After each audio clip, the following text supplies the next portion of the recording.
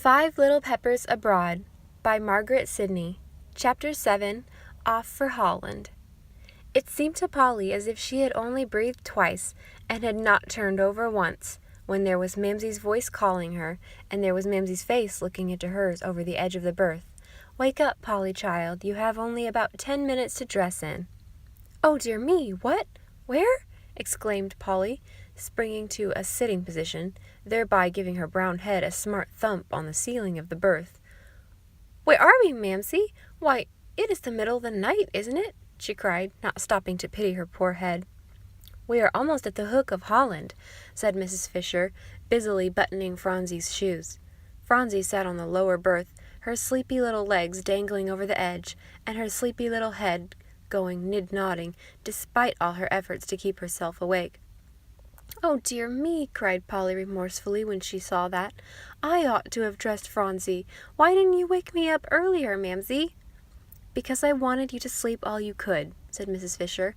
"And now if you'll only dress Polly Pepper as quickly as possible, that's all I ask." "I will dress Polly Pepper in a twinkling, Mamsie," declared Polly, laughing merrily. "Oh, dear me, where is my other stocking?" She stuck out one black foot ready for its boot. "Is it down there, Mamsie?" All the while she was shaking the bedclothes violently for any chance a glimpse of it in the berth. "Where did you put it last night when you took it off, Polly?" asked Mrs. Fisher, buttoning away for dear life on Phronsie's shoes. "There now, pet, those are done. Hop out now and fly into your clothes." "I thought I put 'em both in the corner here," cried poor Polly, twitching everything loose. Thereupon her big hat, hung carefully on a high hook, slipped off and fell to the floor. "Take care, Polly," warned her mother. "Haste only makes matters worse." "But I can't go with only one stocking on," said Polly, quite gone in despair now. "Oh, dear Mrs. Henderson, don't you see it on the floor?" For that good woman had dropped to her knees and was busy prowling around among the accumulation of bags and clothing. "That's what I'm hoping to do," she answered, "but I don't see it as yet, Polly." "I'll help Polly to find it," cried Phronsie, now thoroughly awake, and dropping her small skirts to get down on the floor by Mrs. Henderson's side. "Don't feel badly, Polly. I'll find your stocking for you." "No, Phronsie," said her mother. "You must get into your own clothes, and then Mrs. Henderson is nearly all ready, and you can go out with her, and that will leave more room so that Polly and I can search more carefully. And the stocking has got to come, for it couldn't walk off itself," she added cheerily, as she saw Polly's face. "Why, what?" as she happened to look upward. And then Polly looked too, and there was her stocking dangling from the very high hook where the big hat had been. "You tossed it up there, I suppose, when you shook up the bedclothes so quickly," said Mrs. Fisher. "Well now," as Polly pounced on the stocking, "see how fast you can hop into your clothes, daughter." Then she began to put the things for the bags into their places, and Matilda, coming in, finished the work, and Polly flew around, buttoning and tying and patting herself into shape, and by the time that little Dr. Fisher's voice called at the door, "Well, wife, are you ready?" there they all were, trim and tidy as ever for a start. "Where is it, Grandpapa?" asked Phronsie, peering around on either side. Dr. Fisher and Jasper had gone off to attend to the examination of the luggage by the customs inspectors. And then coming up gently to pull his arm, "I don't see it anywhere." "What, child?" answered Grandpapa, looking down at her. "See here, wait a minute," to the others who were ahead. "Phronsie has lost something." "Oh, no, Grandpapa, I haven't," began Phronsie in gentle protestation. "All my things are in here." She patted her little bag that hung on her arm, a gift of old Mr. King's for her to carry her very own things in, that yielded her immense satisfaction every time she looked at it, which was very often. "Didn't you say you wanted to find something, dear?" he asked, quite puzzled, while the others surrounded them wonderingly. "No," said Phronsie, "only where is the hook, Grandpapa? I don't see it." She lifted her little face and gazed up at him, confident that he knew everything. "She has lost her button hook," exclaimed Polly, "the cunning little silver one Auntie Whitney gave her Christmas. I'll run back and get it. It must be in the stateroom." "Stay, Polly," commanded Mr. King. "And oh, no, I haven't," piped Phronsie, as Polly was flying off. "It's here in my bag," patting Grandpapa's gift hanging on her arm. I couldn't lose that, Polly, she cried in horror at the thought, as Polly hurried back. Well, what is it then you've lost? Demanded Polly, breathlessly. I haven't lost anything, reiterated Phronsie, pushing back the yellow hair from her face. Grandpapa, tell them, please, I haven't lost anything, she kept repeating, appealing to him. She says she hasn't lost anything, so we won't say that again, echoed old Mr. King. Now, Phronsie, child, tell me what it is you mean, what hook you want. The hook, said Phronsie. Here, Grandpapa, and she looked all around in a troubled way. They said it was here. I don't see it, Grandpapa. She means the hook of Holland, burst out Polly. Don't you, Phronsie, pet? And she threw her arms around her while Mr. Henderson exclaimed, Of course, why didn't we think of it, to be sure? Yes, Polly, Phronsie gave a glad little cry and wriggled in great satisfaction in her arms. Grandpapa, where is it? The hook of Holland. Oh, bless me, child, exclaimed Mr. King. That is the name of the place. At least, to be accurate, it is Hoek van Holland. Now, just as soon as we get fairly started on our way to Rotterdam, I'll tell you all about it, or Polly shall, since she was clever enough to find out what you meant. Oh, no, Grandpapa, cried Polly. I'd so much rather you told her. Please do, dear grandfather.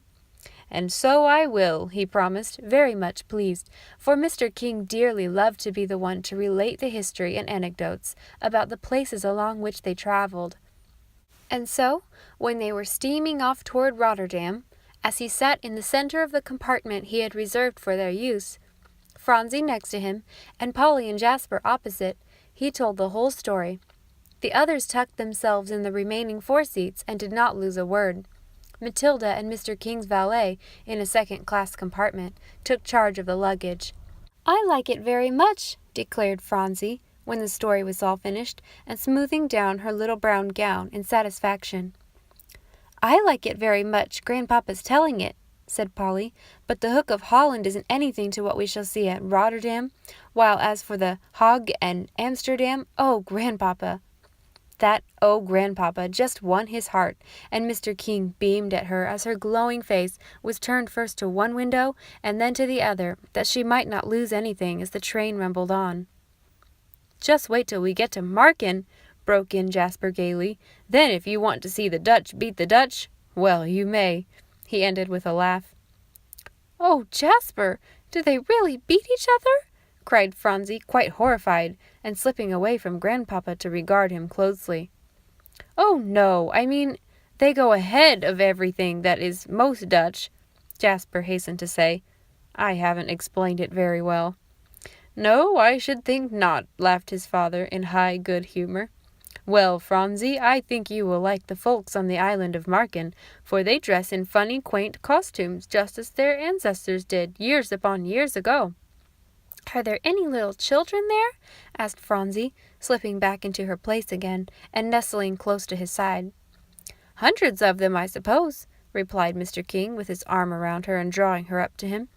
And they wear wooden shoes, or sabots, or klompen, as they call them, and wooden shoes, cried Phronsie. Oh, Grandpapa, clasping her hands, how do they stay on? Well, that's what I've always wondered myself when I've been in Holland. A good many have left off the sabots, I believe, and wear leather shoes made just like other people's. Oh, Grandpapa, cried Phronsie, leaning forward to peer into his face, don't let them leave off the wooden shoes, please. I can't make them wear anything but what they want to, said old Mr. King with a laugh. But don't be troubled, child, you'll see all the wooden shoes you desire in Rotterdam, and the Hague too, for that matter. Shall I? Cried Phronsie, nestling back again, quite pleased. Grandpapa, I wish I could wear wooden shoes, she whispered, presently in a burst of confidence, sticking out her toes to look at them. Bless me, you couldn't keep them on, said Mr. King. Don't the little Dutch children keep them on? Asked Phronsie. Oh, Grandpapa, I think I could. I really think I could, she added earnestly. Yes, they do, because they are born and brought up to it, although for the life of me I don't see how they do it. But you couldn't, child. You'd fall the first minute and break your nose, most likely. Phronsie gave a sigh. Should I, Grandpapa? "Yes, quite likely, but I'll tell you what I will do. I will buy you a pair, and we will take them home. That will be fine, won't it, dear?" "Yes," said Phronsie, wriggling in delight. Then she sat quite still. "Grandpapa," she said, reaching up to whisper again, "I'm afraid it will make Araminta feel badly to see me with my beautiful wooden shoes on when she can't have any. Do you suppose there are little teensy ones, Grandpapa dear, and I might get her a pair?" "Yes, indeed," cried Grandpapa, nodding his white head in delight. "There are shoals of them, Phronsie, of all sizes." "What are shoals?" queried Phronsie. "Oh, numbers and numbers, so many we couldn't count them," answered Mr. King recklessly. Phronsie slid down into her place again, and sat quite still, lost in thought. So many wooden shoes she couldn't count them was quite beyond her. But Grandpapa's voice roused her. "And I'll buy a bushel of them, Phronsie, and send them home, so that all your dolls at home can each have a pair. Would that suit you, pet?" Phronsie screamed with delight and clapped her hands. Polly and Jasper, who had changed places, as Dr. Fisher and Mr. Henderson had made them take theirs by one window, now whirled around. "What is it?" cried Polly of Phronsie. "What is it?" "I'm going to have wooden shoes," announced Phronsie in a burst of confidence that included everybody in the compartment. "For my very own self, and Araminta is going to have a pair, and every single one of my children at home, too. Grandpapa said so." "Whew!" whistled Jasper. "Oh, what fun!" sighed Polly. "And you shall have a pair, too, if you want them, Polly," Grandpapa telegraphed over to her in the corner. "And Jasper can, too, can't he, Grandpapa? And oh, thank you so much!" cried Polly all in one breath. "I guess it's as well as I shall be on hand to set the broken bones," said little Dr. Fisher, "with all you children wandering around in those wooden abominations." "Oh, Dr. Fisher, we are not going to fall," exclaimed Jasper, in disdain at the very thought. And "No, indeed," came merrily from Polly. And then they all fell to work admiring the numberless windmills past which their train was speeding toward Rotterdam. "To think it is only 6 o'clock!" exclaimed Polly, looking at her little traveling watch that Grandpapa had given her. "Now what a fine long day we are going to have, Jasper, for sightseeing in Rotterdam." As the train came to a standstill, the guards threw open compartment doors, and all the people poured out, calling for porters to see to their luggage, and everything was in confusion at once on the platforms. "Indeed you won't, Miss Polly," declared Mr. King, overhearing it, as they waited till all was ready for them to get into the hotel coach. "We are all going to spend this day at the hotel, first in getting a good breakfast, and then, dear me, I shall sleep pretty much all of the morning, and I advise the rest of you to jump into your beds and get good naps after the experience on that atrocious steamboat last night." "Oh, Grandpapa, must we really go to bed?" cried Polly in horror at the mere thought.